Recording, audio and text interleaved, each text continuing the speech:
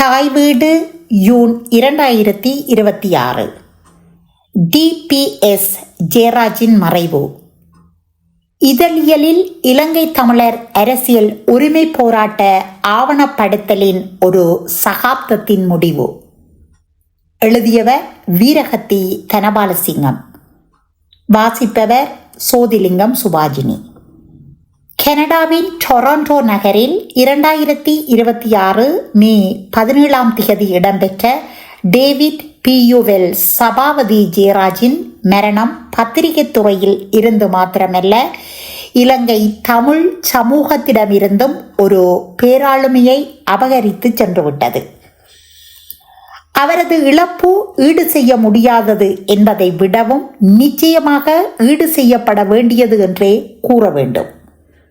அவரை போன்ற ஒரு பத்திரிகையாளர் தமிழ் சமூகத்துக்கு மீண்டும் தேவை. ஜெயராஜ் ஒரு புறத்தில் நேசிக்கப்பட்ட அளவுக்கு மறுபுறத்தில் வெறுக்கப்பட்டவராகவும் விளங்கினார். சரியானது என்று தனது மனதிற்பட்டதை ஒளிவு மறைவின்றி துணிச்சலாக பொதுவழியில் சொல்லும் அவரது சுபாவமே அதற்கு காரணம். அவர் பிரதானமாக அரசியலையே எழுதினார். அதனால் தங்களது அரசியல் நம்பிக்கையை அடிப்படையாக கொண்டே ஜெயராஜை ஒவ்வொருவரும் நோக்கினார்கள். தன்னை மற்றவர்கள் எவ்வாறு பார்க்கிறார்கள் என்பது குறித்து அவர் கவலைப்பட்டிருப்பார் என்றால் தனித்துவமான பத்திரிகையாளராக விளங்கியிருக்க முடியாது. அச்சமின்றி பகுப்பாய்வு செய்து எழுதவும், இலங்கை அரசியலில் குறிப்பாக தமிழர் அரசியலின் வரலாற்றின் சிக்கலான பரிமாணங்களை அவை நிகழும் போதே பதிவு செய்யவும் தனது வாழ்நாளை அர்ப்பணித்தவர் ஜெயராஜ். அரசியல் பகுப்பாய்வு துறையில் மகத்தான ஆளுமையாக இலங்கையில் மாத்திரமல்ல, தெற்காசிய பரப்பிலும் கூட பல தசாப்தங்களாக விளங்கியவர் என்று அவரை கூற முடியும். ஜெயராஜின் எழுத்துக்கள் சமகால அறிக்கைகளாக மாத்திரமல்ல, இன்றியமையாத வரலாற்று ஆவணங்களாகவும் அமைகின்றன. சிக்கலான புவிசார் அரசியல் பிரச்சனைகள், பிராந்திய மோதல்கள் மற்றும் உள்நாட்டு அதிகார போக்குகளை அவிழ்த்து விளக்கும் அவரது இணையற்ற ஆற்றல் காரணமாக அவரது அரசியல் ஆய்வு கட்டுரைகள் நீண்ட காலமாக அரசாங்க தலைவர்கள், அரசியல்வாதிகள், ராஜதந்திரிகள் மற்றும் அரசியல் அக்கறையுடைய குடிமக்கள் என்று பல்வேறு தரப்பினரினதும் கண்டிப்பான வாசிப்பு உரியவையாக விளங்கின. ஆழமான நினைவாற்றல். இருவேறு உலகங்கள் போன்று இன ரீதியாக துருவமயப்பட்டிருக்கும் இலங்கை சமூகத்தில் ஜெயராஜின் பணி துல்லியமாக உண்மைகளை சரிபார்ப்பதிலும் ஆழமான நினைவாற்றலிலும் வெளிப்படைத்தன்மை மற்றும் உறுதியான அர்ப்பணிப்பிலும் நிலை கொண்டிருந்தது. ஜெயராஜுக்கு நாம் செய்யும் அஞ்சலி அறிவு சார்ந்த துணிச்சலாலும் துல்லியமான விவரிப்பாலும் வரையறுக்கப்பட்ட பத்திரிகையாளர் ஒருவரின் வாழ்நாள் பணிக்கு வழங்கப்படும் பெரும் கௌரவமாகும். ஜெயராஜின் பேனா வரலாற்றின் போக்குகளை வெறும் பதிவாக மாத்திரம் செய்யவில்லை, அந்த போக்குகள் எந்த ஆழத்தில் இருந்து பாய்ந்து வந்தன என்பதையும் நாம் புரிந்து கொள்ள உதவியது. அதிகாரத்தில் உள்ளவர்களை நோக்கி உரத்து பேசுதல், தெளிவுடனும் கண்ணியத்துடனும் தளராத நேர்மையுடனும் அநீதிகளுக்கு எதிராக குரல் கொடுத்தல் ஆகியவையே ஊடகங்களின் உண்மையான பணி என்ற நம்பிக்கையை கொண்ட பத்திரிகையாளர்கள், எழுத்தாளர்கள், அவதானிகளுக்கும் எதிர்கால சந்ததியினருக்கும் ஜெயராஜின் பத்திரிகை துறை பங்களிப்பு என்றென்றைக்கும் நிலைத்திருக்கக்கூடிய வழிகாட்டியாகும். இலங்கையில் தமிழ் பேசும் ஆங்கில ஊடகவியலாளர்களின் அரசியல் எழுத்துகள் வரலாற்று ரீதியாக துருவமயப்பட்ட இலங்கை சமூகத்தின் பல்வேறு தரப்புகளினதும் அழுத்தங்களுக்கு உள்ளாகியிருந்தன. பல தசாப்தகால இன மோதல்களுக்கு மத்தியில் அரசின் தீவிர கண்காணிப்பு, வெளிநாட்டு ராஜதந்திர தலையீடுகள் மற்றும் ஆயுதமேந்திய தமிழ் இயக்கங்களின் அச்சுறுத்தல்களை எதிர்கொண்ட வண்ணமே அவர்கள் பயணம் செய்ய வேண்டியிருந்தது. இத்தகைய சவால் மிகுந்த சூழலில் ஜெயராஜின் அரசியல் எழுத்துக்கள் அவரது பிரத்யேகமான அணுகுமுறைகள் மற்றும் தனித்துவமான நிலைப்பாடு காரணமாக முற்றிலும் வேறுபட்டவையாக அமைந்திருந்தன. உதாரணத்துக்கு சொல்வதானால் அவரது சமகாலத்தவரான தராக்கி சிவராம் போன்றவர்களின் அரசியல் எழுத்துகள் வெளிப்படுத்திய நிலைப்பாடுகளில் இருந்து அவரது பாணி முற்றிலும் வேறுபட்டதாக இருந்தது. வலிமையான அடித்தளம். கொழும்பில் ஆங்கில மொழி மூலம் கல்வி கற்ற உயர்வர்க்க குடும்பம் ஒன்றில் இருந்து அல்லது பல்கலைக்கழக கல்வி பின்புலத்தில் இருந்து வந்த தமிழ் பேசும் ஆங்கில ஊடகவியலாளர்களைப் போலன்றி ஜெயராஜ் தனது ஊடக பயணத்தை தமிழ் பத்திரிகை துறையின் அடிமட்டத்தில் இருந்தே தொடங்கினார். 1977 ஆண்டில் வீரகேசரி பத்திரிகையில் இணைந்த மூத்த பத்திரிகையாளர்கள் பலருடன் பணியாற்றிய அவர் 1981 ஆண்டில் தி ஐலண்ட் பத்திரிகை மூலம் ஆங்கில ஊடகத்துறைக்கு மாறுவதற்கு முன்னர் ஜாழ்ப்பாணத்திலும் மட்டக்களப்பிலும் பிராந்திய நிருபராக பணியாற்றிய அனுபவம் காரணமாக வளமான அடித்தளத்தை அமைத்து கொண்டார். அதனால் அவர் 1989 ஆண்டில் கனடாவுக்கு புலம்பெயர்ந்த போதிலும் ஏற்கனவே வடக்கு கிழக்கிலும் கொழும்பிலும் ஏற்படுத்தியிருந்த ஆழமான தொடர்புகள் மூலம் தங்கு தடையற்ற தகவல் வலையமைப்பை தொடர்ந்து பேணக்கூடியதாக இருந்தது.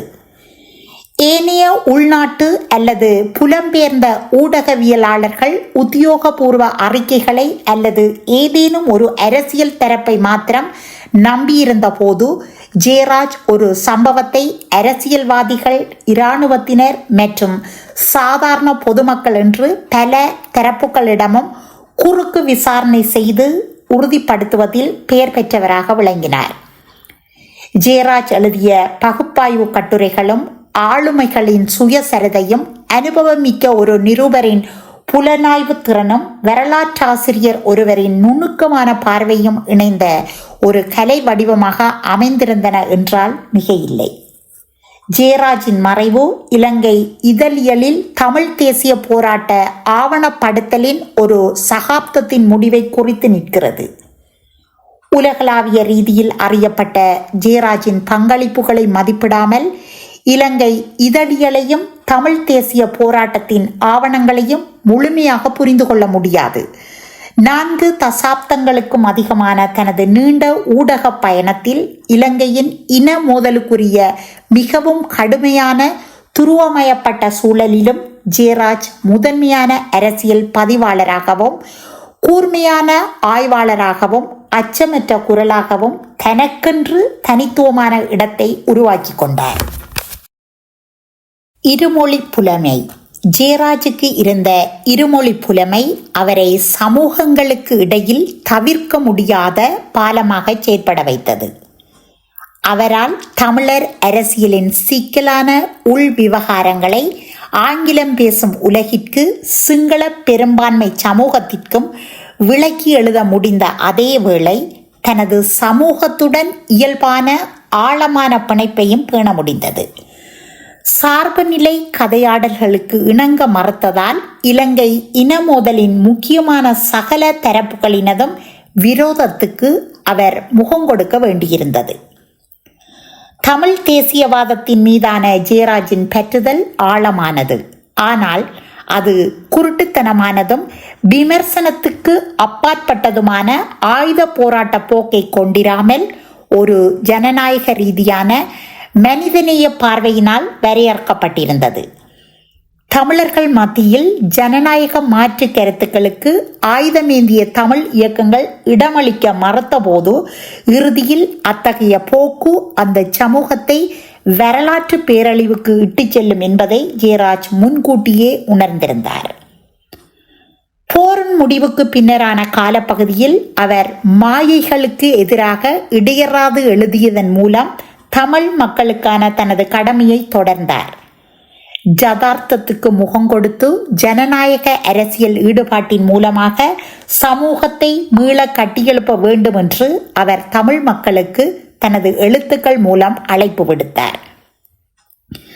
சிறுபான்மை சமூகங்களின் உரிமைகளை பாதுகாப்பதில் அவர் பற்றுறுதி கொண்ட ஒரு தமிழ் தேசியவாதியாக இருந்த போதிலும் சிங்கள அல்லது முஸ்லிம் சமூகங்கள் மீது எந்தவிதமான வெறுப்பையும் கொண்டிருக்கவில்லை. எந்த ஒரு கட்சியின் பதாகைக்காகவும் தனது பேனாவை ஜெயராஜ் பயன்படுத்தவில்லை. தமிழர்கள், சிங்களவர்கள் மற்றும் சர்வதேச அவதானிகளினால் சமமான மரியாதை, நம்பிக்கை மற்றும் எதிர்பார்ப்புடன் அவர் வாசிக்கப்பட்டார். அவரது பல தசாப்த கால ஆவணப்படுத்தல் இலங்கையின் கடந்த காலத்தை புரிந்து கொள்வதற்கும் நியாயமான பல்லின எதிர்கால சமூக எதிர்காலத்திற்கான போராட்டத்திற்கும் எதிர்கால சந்ததியினருக்கு என்றென்றைக்கும் ஒரு வழிகாட்டியாக விளங்கும். எந்த ஒரு குறிப்பிட்ட அரசியல் தரப்புக்கும் கட்டுப்படாத ஜெயராஜின் நிலைப்பாடுகள் வன்முறை தாக்குதல்களையும் கைதுகளையும் பல தசாப்த கால புலம்பெயர் வாழ்வையும் அவருக்கு பரிசாக கொடுத்த போதிலும் இறுதியில் அவருக்கு அது தனித்துவமான ஒரு அங்கீகாரத்தை பெற்றுத்தந்தது. அவரது கருத்துக்களுடன் முரண்பட்டவர்கள் கூட நவீன இலங்கை வரலாற்றின் உண்மையானதும் துல்லியமானதுமான ஆவணப்பதிவாக அவரது கட்டுரைகளை நம்பியிருந்தனர். அவரை வெறுத்தவர்களே அவரது கட்டுரைகளை கூடுதலாக வாசித்தார்கள் என்று கூட கூற முடியும். அரசியலும் போரும் ஜெயராஜின் தொழில்முறை வாழ்க்கையை ஆக்கிரமித்திருந்தாலும் இலங்கை தமிழர்களினதும் தென்னிந்தியாவினதும் கலாச்சாரங்கள் மீது அவர் ஆழமான காதலை கொண்டிருந்தார். எம்.ஜி. ராமச்சந்திரன், சிவாஜி கணேசன், ஜெயலலிதா முதல் உள்ளூர் கலைஞர்கள் வரை சினிமாவின் சகல துறைகளையும் சேர்ந்த ஆளுமைகளின் சுயவிவரங்கள் சுவாரஸ்யமான நினைவலைகளுடன் எழுதப்பட்டவை. தான் விரும்பி கேட்கும் திரைப்பட பாடல்களை பற்றியும் கூட ஆங்கிலத்தில் ஒரு முழுப்பக்க கட்டுரையை அவர் எழுதிவிடுவார். அவை வெறுமனே பொழுதுபோக்கு எழுத்துகள் அல்ல. சினிமாவும் அரசியலும் எவ்வாறு ஒன்றிணைந்து பாக்கு நீரிணையின் இருபுறமும் தமிழ் மக்களின் கூட்டு மனநிலையை வடிவமைத்தன என்பதை ஆராய்ந்த சமூக வரலாறாகவே அவரது அந்த கட்டுரைகள் அமைந்தன. தமிழ்நாட்டில் சினிமாவும் அரசியல் அணி திரட்டலும் எவ்வாறு பின்னி பிணைந்திருக்கின்றன என்பதை உடைத்து பேசியதன் மூலம் ஜெயராஜ் தனது ஆங்கில வாசகர்களுக்கும் முக்கியமாக ஆங்கிலம் வாசிக்கும் சிங்களவர்களுக்கும் தமிழர்களின் அரசியல் அபிலாசைகளை புரிந்து கொள்வதற்கான ஆழமான கலாச்சார மற்றும் உளவியல் கட்டமைப்பை வழங்கினார். பெரும்பாலான ஆங்கில ஊடகவியலாளர்கள் கலாச்சார வரலாற்றையும் அரசியல் பகுப்பாய்வையும் தனித்தனியாக பிரித்து பார்த்தபோது ஜெயராஜ் அவற்றை ஒன்றோடொன்று பின்னி பிணைந்தவையாகவே நோக்கினார். இதழியலை பொறுத்தவரை அவரின் இழப்பை வர்ணிப்பதற்கு வார்த்தைகளை தேட வேண்டியிருக்கிறது. பணியாற்றிய பத்திரிகைகள். இலங்கையின் முன்னணி தமிழ் பத்திரிகையான வீரகேசரியில் 1977 ஏப்ரலில் அலுவலக நிருபராக இணைந்து கொண்டதன் மூலம் பத்திரிகை துறையில் பிரவேசம் செய்த ஜெயராஜ் கொழும்பில் பணியாற்றிய அதே வேளை வீரகேசரியின் யாழ்ப்பாண நிருபராக 5 மாதங்களும் மட்டக்களப்பு நிருபராக 3 மாதங்களும் செயற்பட்டார். தி ஐலண்ட் ஆங்கில பத்திரிகையில் 1981 ஆண்டில் இணைந்து ஆங்கில பத்திரிகை துறையில் பிரவேசம் செய்த அவர் வெகு விரைவாகவே அந்த பத்திரிகையின் பிரதி செய்தி ஆசிரியரானார். கிடுகு வேலிக்கு பின்னால் என்ற ஜெயராஜின் அரசியல் பத்தி மிகவும் பிரபல்யமானது. இந்தியாவில் செல்வாக்குமிக்க ஆங்கில தினசரிகளில் ஒன்றான தி இந்து மற்றும் ஃப்ரண்ட் லைன் சஞ்சிகையின் கொழும்பு செய்தியாளராகவும் பணியாற்றிய ஜெயராஜ் யாழ்ப்பாணத்தில் இருந்து வெளியான த சாட்டர்டே ரிவ்யூ ஆங்கில வார பத்திரிகையின் பிரதி ஆசிரியராகவும் குறுகிய காலம் பதவி வகித்தார். கனடாவுக்கு புலம்பெயர்ந்த பிறகு அவர் செந்தாமரை, மஞ்சரி என்ற 2 தமிழ் வார பத்திரிகைகளை ஆரம்பித்து அவற்றின் ஆசிரியராக பணியாற்றினார். சுயாதீன பத்திரிகையாளர் என்ற வகையில் ஜெயராஜ் கனடா, அமெரிக்கா, ஐக்கிய ராச்சியம், ஜெர்மனி, ஆஸ்திரேலியா, இந்தியா, நேபாளம் மற்றும் இலங்கை ஆகிய நாடுகளின் பல்வேறு சஞ்சிகைகளில் எழுதினார். இறுதியாக அவர் கொழும்பு தினசரிகளான டெய்லி மிரர், ஃபைனான்சியல் டைம்ஸ் ஆகியவற்றில் வாரம் ஒரு தடவை அரசியல் பத்திகளை எழுதி வந்தார். ஜெயராஜ் அமெரிக்காவின் ஹார்வர்ட் பல்கலைக்கழகத்தில் பத்திரிகை துறைக்கான நீமண்ட் ஆய்வுநிலை மாணவராக 1988 ஆண்டில் அனுமதி பெற்றார். அவர் இலங்கை பத்திரிகை ஆசிரியர்கள் சங்கத்தினால் வழங்கப்படும் DR விஜயவர்த்தன விருதை ஒரு தடவையும், ஆண்டின் சிறந்த பத்தி எழுத்தாளருக்கான BA ஸ்ரீவர்த்தன விருதை 2 தடவைகளும் பெற்றார். அவர் வடமராட்சி கரவட்டியை சொந்த ஊராக கொண்டவர். அரை நூற்றாண்டு நட்பு. ஜெயராஜுடனான எனது நட்பு சுமார் அரை நூற்றாண்டு கால நீட்சியுடையது. அவர் வீரகேசரியில் சேர்ந்து 4 மாதங்களுக்கு பிறகு நான் இணைந்து கொண்டேன். அவருடன் ஒன்றாக நான் ஒருபோதும் பணியாற்றவில்லை. தொடக்கத்தில் நான் ஓப்பு நோக்காளராக பணியாற்றினேன். வீரகேசரி ஆசிரிய பீடத்தில் 1985 ஜனவரியில் நான் இணைந்த போது ஜெயராஜ் அங்கு இருக்கவில்லை. 4 வருடங்கள் முன்னர் அவர் ஆங்கில பத்திரிகை துறைக்கு சென்று விட்டார். ஆனால் இருவருக்கும் இடையிலான நட்புறவு இறுதி வரை நீடித்தது. அவரை நாம் ஒருபோதும் முழு பேரை கூறி அழைப்பதில்லை. எமக்கு அவர் TPS தான். 38 வருடங்களுக்கு முன்னர் கனடாவுக்கு சென்றவர் 2013ஆம் ஆண்டில் ஒரு தடவை மாத்திரமே தனது மனைவியுடன் இலங்கைக்கு வந்தார். ஆனால் வாரத்தில் குறைந்தது 2 தடவைகளாவது என்னுடன் தொடர்பு கொண்டு பேசுவார். சம்பாசனை சில நேரங்களில் 1.5 அல்லது 2 மணி நேரம் நீடிக்கும். நடிச்சாமத்திலும் அதிகாலை வேளைகளிலும் கூட அவர் தொடர்பு கொள்வார். ஜெயராஜுடனான கலந்துரையாடல் எப்போதுமே ஒரு அரசியல் வகுப்பில் கலந்து கொண்ட அனுபவத்தை கொடுக்கும். சமகால அரசியல் பற்றி தொடங்கும் பேச்சு பல வரலாற்று சம்பவங்களையும் ஆளுமைகளையும் நினைவு மீட்டுவதில் முடிவடையும். அவருடனான உரையாடல்களின் மூலமாக நான் கற்றுக்கொண்டவை ஏராளம். அத்தகைய ஒரு அறிவு சார்ந்த நண்பனை இனிமேல் என் வாழ்நாளில் சந்திப்பேன் என்று நான் நம்பவில்லை. மனிதர் ஒரு அரசியல் மிருகம் என்றால் ஜெயராஜ் அதில் ஒரு பிரத்யேகமான மிருகம். எந்த நேரமும் அவர் அரசியலை பற்றியே சிந்தித்து கொண்டிருந்தார். உள்நாட்டு போரின் முடிவுக்கு பின்னரான தமிழரின் அரசியல் நிலை குறித்து அவர் ஆழ்ந்த கவலை கொண்டிருந்தார். 3 தசாப்த கால போராட்டத்தில் கற்பனை செய்து பார்த்திருக்க முடியாத தியாகங்களுக்கும் இழப்புகளுக்கும் பிறகு இறுதியில் தமிழர் அரசியல் பூஜ்ய நிலைக்கு வந்திருப்பதாக ஜெயராஜ் வேதனைப்பட்டார். எத்தனை வருடங்களாக எவ்வளவோ எழுதினோம், அதெல்லாம் வீணா என்ற கேள்வி அவரிடமிருந்து அடிக்கடி வரும். இறுதி காலத்தில் இலங்கை தமிழ் அரசியலை பற்றி எழுதுவதை பெருமளவுக்கு அவர் தவிர்த்து கொண்டார்.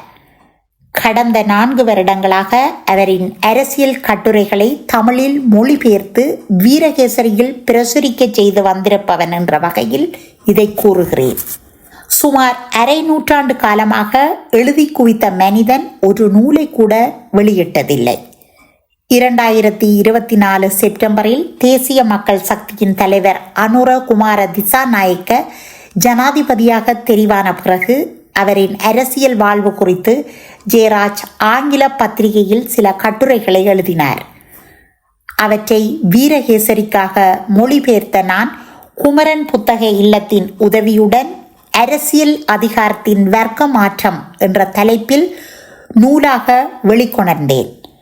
அந்த நூல் வெளியீட்டு நிகழ்வு கொழும்பு தமிழ்ச்சங்க பிரதான மண்டபத்தில் 2026 மார்ச் 9 மாலை நடைபெற்றது.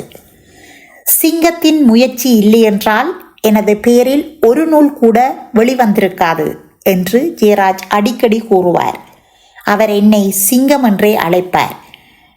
அவரின் கட்டுரை தொகுப்பு நூல்களை வெளியிடுவதற்கு குமரன் புத்தக இல்லம் முன்வந்த போதிலும் அவர் ஏனோ தெரியவில்லை, தற்போதைக்கு வேண்டாம் என்று தடுத்துவிட்டார். இனிமேல் தடுப்பதற்கு TPS இல்லை, சில தொகுப்பு நூல்களை வெளியிட தீர்மானித்திருக்கிறோம். எனது பத்திரிகை துறை அனுபவங்களை பத்திரிகை துறையில் என் கதை என்ற தலைப்பில் நூலாக அண்மையில் வெளியிட்டேன். அதற்கு ஒரு முகவரியை ஜெயராஜ் ஆங்கிலத்தில் எழுதி 2026 மார்ச் 9 எனக்கு அனுப்பி வைத்தார். அதை தமிழில் மொழிபெயர்க்காமல் ஆங்கிலத்தில் அப்படியே நூலில் பிரசுரித்திருக்கிறேன். அநேகமாக அவர் கடுமையான சுகவீனத்துக்கு உள்ளாவதற்கு முன்னர் எழுதியது அந்த முகவிரையாகத்தான் இருக்க வேண்டும் என்று நம்புகிறேன். எனது அந்த நூல் வெளியீடு 2026 மே 17 மாலை கொழும்பு தமிழ்ச்சங்கத்தில் நடைபெற்றது.